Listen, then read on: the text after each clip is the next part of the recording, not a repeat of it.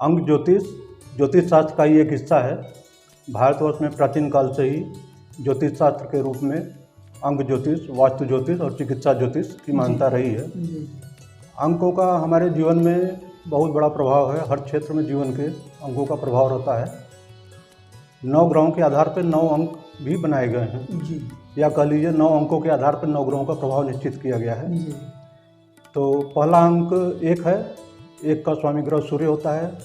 सूर्य के प्रभाव से एक अंक की विशेषता महत्वाकांक्षा, राजनीतिक महत्वाकांक्षा और रविवार का दिन, सफ़ेद रंग, गुलाबी रंग, इन पर सूर्य का और एक अंक का बहुत विशेष प्रभाव रहता है जी जी।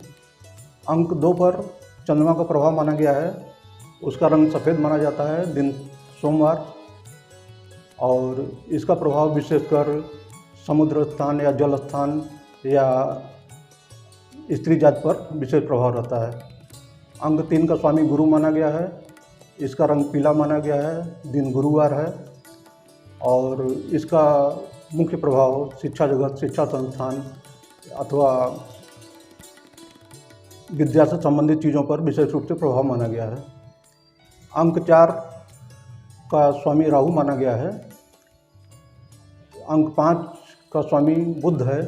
इसका प्रभाव बुधवार पर विशेष रूप से पड़ता है।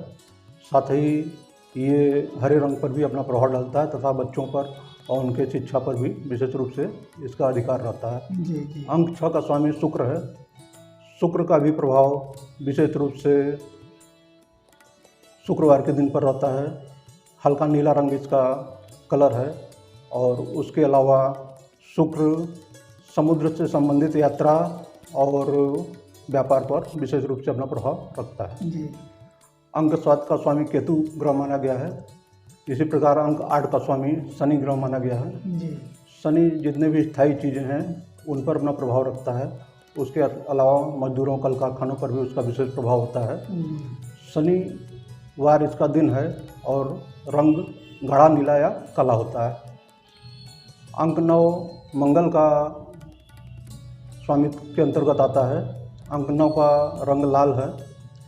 अंक 9 मंगलवार के दिन को प्रतिनिधित्व करता है। साथ ही ये जो है लड़ाई झगड़ा, युद्ध, विवाद, जमीन और कोर्ट कचहरी संबंधित चीज़ों पर भी इसका प्रभाव रहता है। तो 9 अंक इस प्रकार से मुख्य रूप से माने गए हैं जी। 9 ग्रहों के प्रतीक माने गए हैं। इसके अलावा इसके बाद जो भी अंक आता है 10 अंक हुआ। 10 अंक को एक का ही मतलब समानार्थी माना गया है, क्योंकि 10 में 1 और 0 को जोड़ लेंगे तो 1 आएगा जी। मूलांक 1। ऐसे 11 अंक जो संयुक्तांक है उसको जोड़ने पर 2 आता है जी।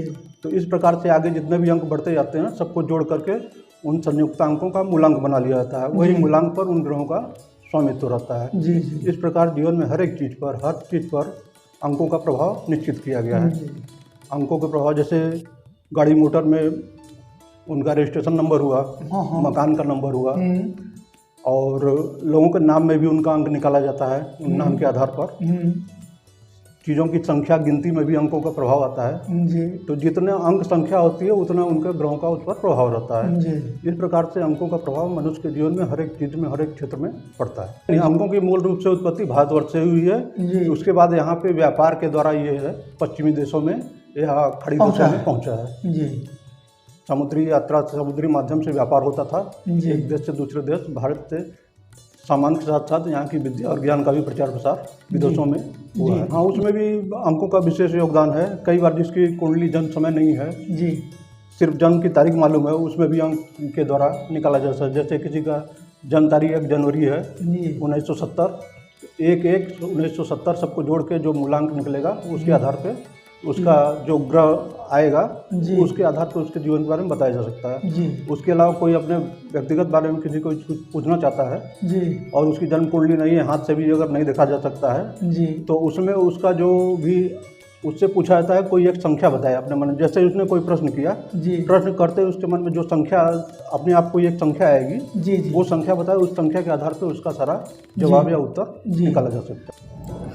यानी ये ऐसा भी हुआ कि जिसको कोई समय ना हो, जिसका जन्म तिथि ना मालूम हो, वह न जानता हो, उसके माता पिता ऐसा कुछ दर्ज करके न रखे हों, और यदि वह भी आप लोगों के पास पहुंचता है तो केवल उसके पहुंचने के समय से लेकर उसके सवाल के तरीकों को लेकर के, उसके जन्म गृह ग्राम को लेकर आप उससे उसकी पूरी स्थिति उसके सामने रख सकते हैं। जैसे कोई पहुंचा, प्रश्न किया, उसका जन्म समय नहीं मालूम है जी जी, तो पहुंचने के समय क्या लग्न है जी, लग्न के आधार पर लग्न कुंडली बन जाएगी, प्रश्न कुंडली कहते हैं उसको, प्रश्न कुंडली के आधार पर जी। और उसके अलावा जैसे कि प्रश्न कुंडली न भी बनानी हो तो उससे पूछा जाएगा कि उसने जो प्रश्न किया है, प्रश्न करने के तत्काल बाद उसके मन में कौन सी संख्या आती है। जी जी जी। उस संख्या को अगर वो बता दे तो उस संख्या के गुण दोष के आधार पर उसका भूत भविष्य वर्तमान बताया जा सकता है।